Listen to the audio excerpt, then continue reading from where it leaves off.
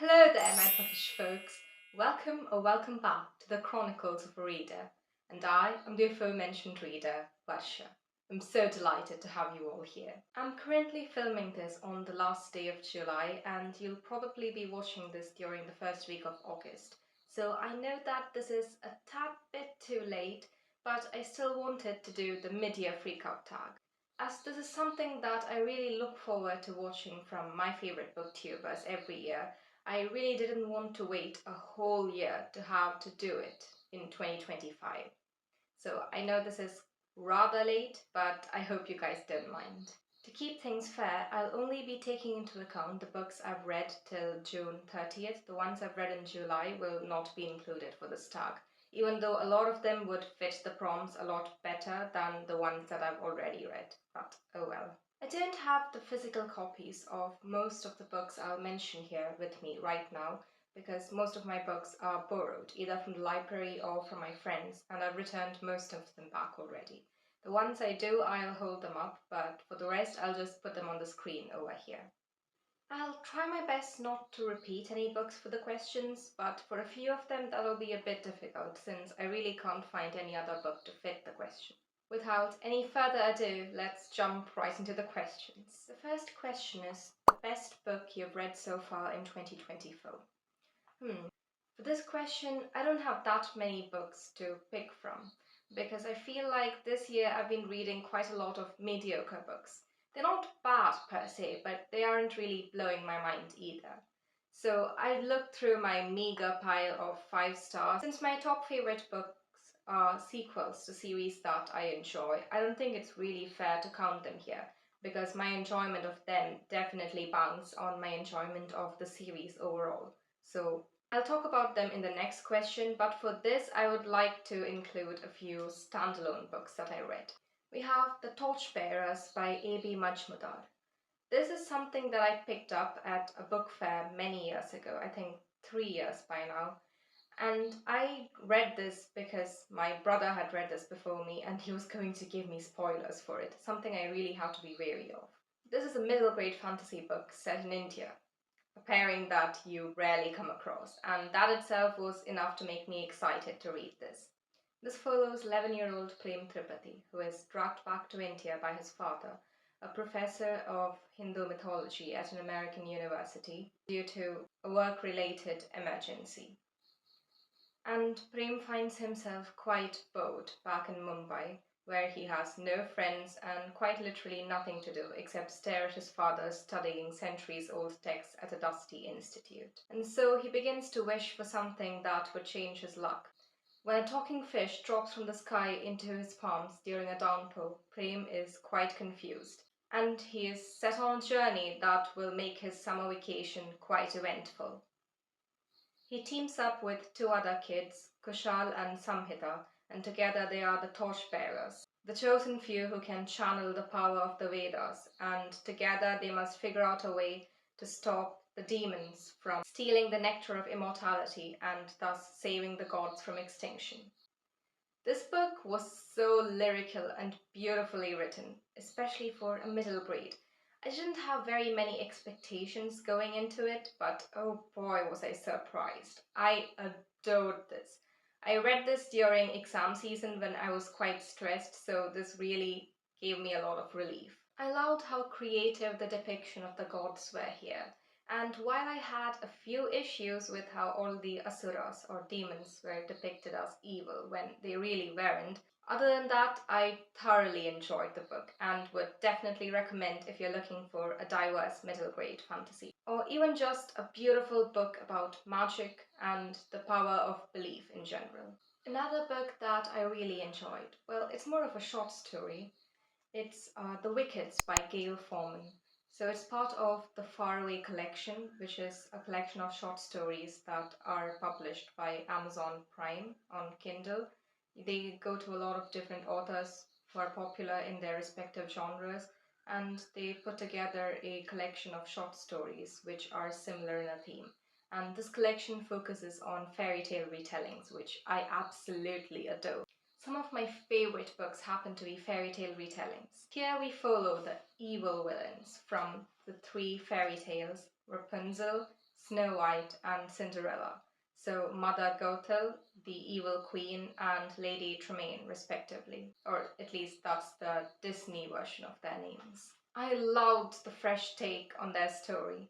We follow them at the beginning of the story as they're just chilling out in a saloon in the kingdom, and they're essentially narrating their tale of woe, how they have been painted as the villain by the princesses, their daughters, when in reality they were just looking out for them. And they go on a quest for vengeance against their daughters who have wronged them so. But the ending was quite unexpected, and I really love how it was written. There are so many cool elements woven into it that are typical to fairy tales, however, with a neat little twist to them. If you're looking for a quick read that will make you laugh, but also think quite deeply about some of the beliefs that are entrenched in you from fairy tales, then you should definitely check this one out. And for Amazon Prime members, you can in fact read it for free on Kindle. We have our second question, which is the best sequel you've read so far in 2024. And for this, I would say there's two of them, which I absolutely adored. I devoured these within a span of a couple of days. And the first is Rule of Wolves, which is the second and final book in the King of Scars duology. So a lot of people think that the King of Scars duology really didn't hit for them, but for me I enjoyed it way more than the previous two series, both Shadow and Bone and Six of Crows. I really love how the world is expanded upon and we see so much intricate plot threads all weaving together into one beautiful narrative. Usually, I'm not a big fan of characters like Nikolai Lantsov, but I didn't find him annoying at all. You should definitely have read the Shadow and Bone trilogy and Six of Crows for you to be able to follow this book without any problem, because it does spoil a lot from the previous two series. I especially enjoyed how in this book, and this is what I was really looking forward to here, we see a lot more of Shuhan, which is my favorite country among all the countries depicted there. So yeah, I quite enjoyed that bit. And the other sequel that I gave 5 stars was Painted Devils by Margaret Owen. Now this is the second book in the Little Thieves trilogy, and the next book comes out in 2025, I believe, and I'm already really looking forward to that one. So Margaret Owen has designed the series such that you can read all 3 books as standalones, but obviously the experience is much better reading them sequentially. When I read Little Thieves last year, I adored it. I feel that this series is so much more better than her debut series, which was the Merciful Crow duology. The first book is basically a retelling of Goose Girl. We follow Vanya Schmidt, who was abandoned by her mother as a child in the woods, and was then raised by her godmothers, Death and Fortune. But then she's sent off to live in a castle as a maid for one of the royal families of the empire. And when her godmothers exact a price from her when she turns 17, she decides to change her destiny by pretending to be the princess she serves, and using that position to steal jewels from the balls that she has to attend. I really love the premise of that, and the execution was remarkable as well. The book has so many cool twists that will keep you on the edge of your seat, and the prose is delectable as well. The second book is equally as good as the first when it comes to the writing. What I disliked about this was that Emmerich and Vanya's relationship, it just deteriorates, but then it gets better, and then it gets worse again. It's all very wishy-washy. I do understand that healing from trauma is a very difficult journey, and it's not always a smooth path ahead. I feel like the ending of the book truly undermines Vanya's character development and destroys all the work we have seen from the beginning. While I like Vanya as a character on her own, I really don't like her relationship with Emmerich. I feel like Emmerich deserves so much better. Vanya can come across as very selfish and conceited, which I don't mind in a character on their own, but in a relationship, I find that so annoying and honestly despicable. But I'm really looking forward to see how the next book will tackle that quite unexpected ending. I can't wait for next year where I'll be able to get my hands on that one. And something else that I absolutely have to mention about this book, something that makes me love the book and the author so much more, is that one of the neighboring countries in this fantasy world is called Gar, and it's based on Tibet, and you never see that happening in any book ever. So I really loved that. In fact, when I first came across the Tibetan names in the book, I was so shocked. I was like, am I reading this in my book or am I just hallucinating? And it was just so incredible. This brilliant representation of Tibet as a country. Obviously, it's not called Tibet, but we can surmise from the different cultural cues that it's obviously referencing that. We have garlands of prayer flags, and the names are Tibetan, the clothes described are Tibetan. It's just brilliant. I absolutely love that. The third question is new releases you haven't read yet but want to.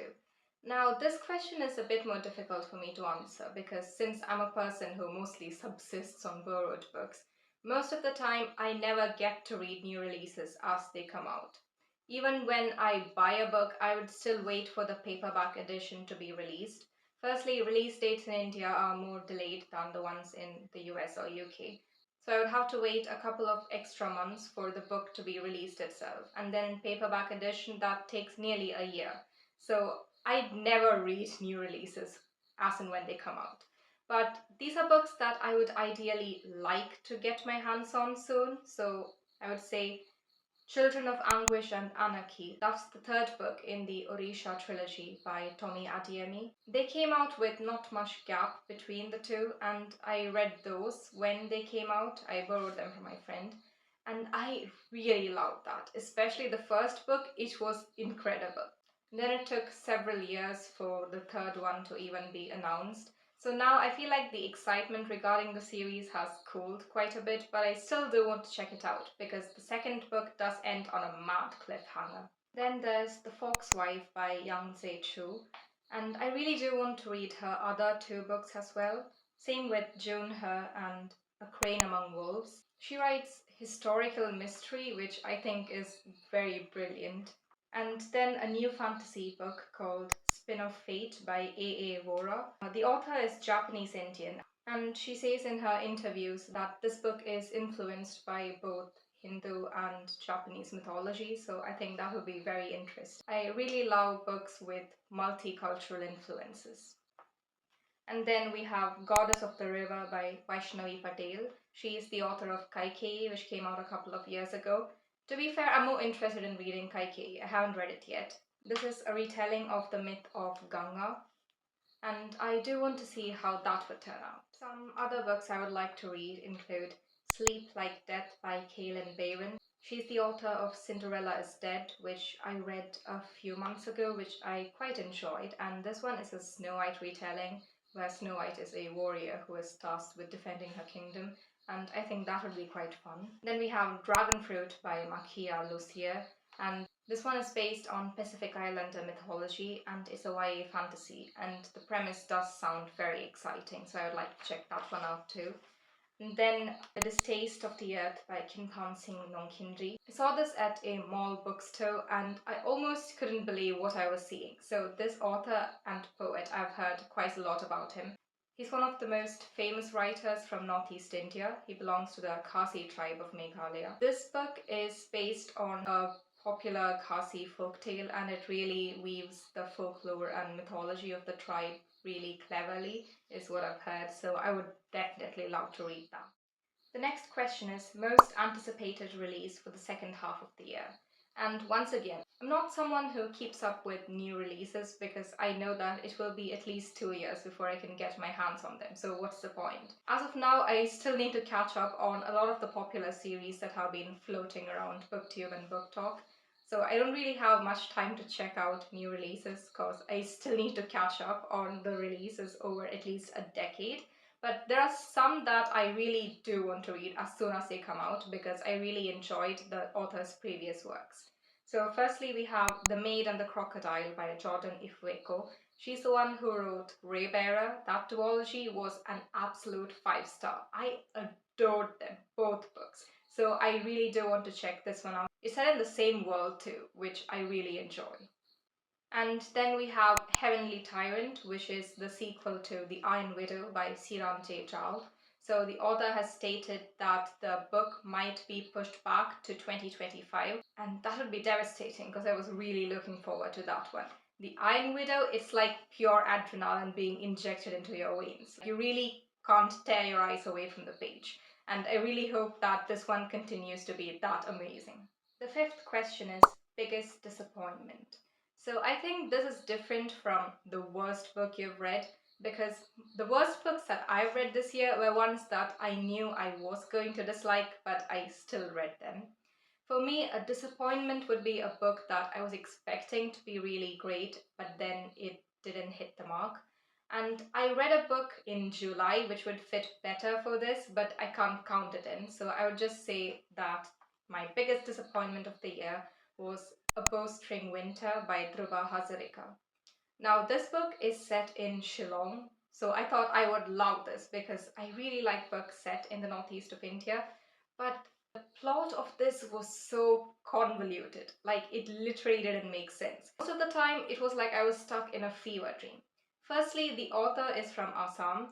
I know that people who aren't natives of a place can still write good stories about that place, but I feel like over here, he didn't know what he was doing. He has lived in Shillong for quite a few years, but I feel like as an author, he really does need to improve.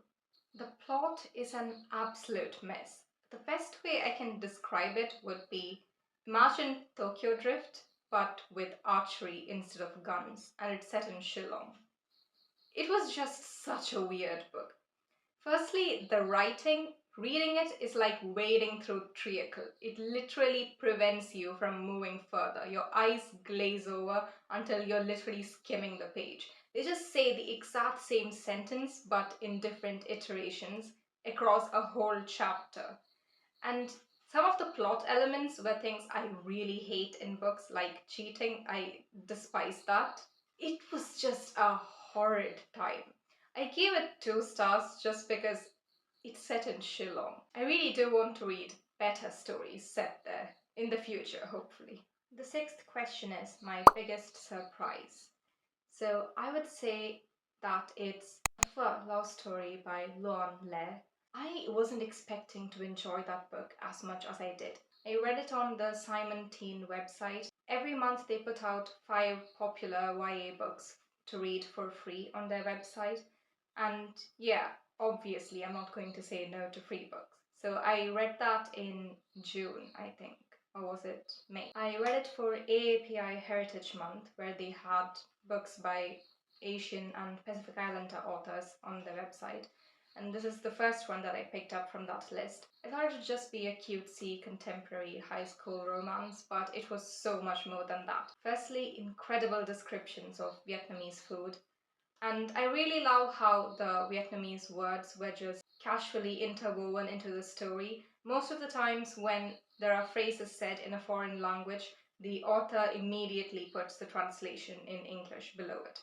Sometimes it's even the dialogue, like character will say a phrase in their native language and then repeat it immediately in English, and no one talks like that in real life.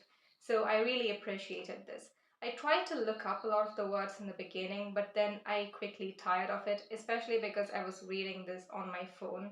So if it was a physical book, I think I would have continued to look up the words, but after a while it got very tiring. So it would be cool if there was a glossary of the meanings included within the book. But other than that, the beautiful descriptions of the food. This one really makes you hungry, so be prepared. And I love how the story was much more about familial expectations placed upon people, especially the children of first generation immigrants. I feel that the story tackled that quite gracefully. The ending is so beautiful. There's also a bit of family drama unfolding on the side, and that was really interesting to learn about. It also prompts you to look more into the Vietnam War that occurred. So yeah, it was definitely very unexpected. Not at all like what I thought going into it. The seventh question is favorite new author. It can be a debut author or just new to you. And I would say mine was Amitav Ghosh. So he's obviously not a debut author. He is new to me though. I read the entirety of the Ibis trilogy this year, And while I didn't enjoy the story as much as I thought it would, the writing was absolutely impeccable. Amitav Ghosh is a wordsmith. He really knows how to work his craft. When you read some of his paragraphs, you just sit there open-mouthed in awe of how brilliant he is. The way he weaves together words to make the whole sentence sound so magical. I've truly not come across writing like this in a really long while. He definitely has a very academic writing style. It's quite intellectually advanced, and his books are so well researched. Sometimes I feel like he wants to cram all of his research into the book that can make it quite a bit wordy, but I still appreciate how much work he puts into each of his books. And I want to check out some of his other books that he has out. This is his only series. Two books that I really want to check out by him are Gun Island and The Hungry Tide. I think I can get both of them from the library, so I'll read those and let you know whether he still remains a favorite author of mine. The eighth question is newest fictional crush. I don't really find most characters in books particularly attractive. They're really not my type. Especially nowadays, the guys in YA fantasy, they're like downright despicable. I have no idea why they have so many fans when they're outright toxic, horrible people who you would run from if you saw them in real life. I guess the only character I've read this year who fits the bill would be Akio from Tokyo Ever After. I loved that book, it made me smile so much. And Akio is such a well-mannered, polite person, and he has a great relationship with his family, which we love to see. Other than that, I really can't think of anyone else. And then the next question, newest favorite character. I don't usually like most of the characters I read from the perspective of or about, because a lot of the times they do really stupid things, and I don't like characters who mess up like that. For me, for a character to be my favorite, they should have a certain degree of semblance with myself, not physically in like how they behave. And yeah, that does make me sound rather self-centered, doesn't it? I would say Kate Harker from This Savage Song. I really adored her character. Kate is not a nice person. She's absolutely ruthless and would do anything it takes to get what she wants. Another character who I wouldn't say is a main character, but she is quite important in one of the short stories in this book. That's Ilgra from the short story The Worm of Kulkaris in the book The Fork, the Witch and the Worm by Christopher Paolini.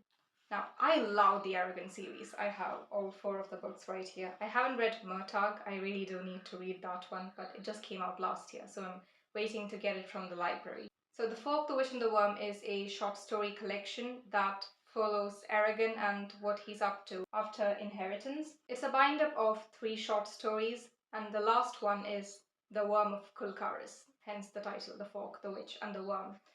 I feel like that story is a wonderful subversion of the usual take on Slay the Dragon stories that you see. It really read like a fairy tale, or rather a folk tale. And I love how we learn more about the Urgals. At the beginning of the series, they're depicted as evil, warmongering savages, but throughout the books, we learn that that's not all they are. In this story, we follow Ilgra, who takes it upon herself to save her village from the dragon who is terrorizing them and who has taken up residence in the highest mountain in the valley where they live. And I love how patient she is. She carefully bides her time to make the right move, and she always thinks a few steps ahead and considers every action very carefully. And once again, the ending, the twist, you definitely won't see it coming. I loved both the story and her as a character. And as a sort of honorable mention, I would say, since she is quite a minor character, Violet from The Dragon Slayer. That's one of the spin-off standalones of the Wings of Fire universe, and I absolutely love this series. It's like my favorite series of all time, and I definitely ate up Dragon Slayer too. Violet is one of the best friends of one of our main characters, Ivy, in that book. And why I liked her is she reminded me so much of myself when I was in middle school. Reading about her was like looking at the mirror, so I enjoyed seeing basically myself in a book. She's quite the studious one, and she kind of gets irritated when her friends take everything as a joke. And she really wants to find out the truth about everything. She feels like there's always a huge conspiracy going on, and she's going to uncover what it is. Yeah, I just really like characters who take things seriously and who always have a plan for what is going to happen. The 10th question is a book that made you cry. For this, I can really only think of one book that fits, which is The House with Chicken Legs.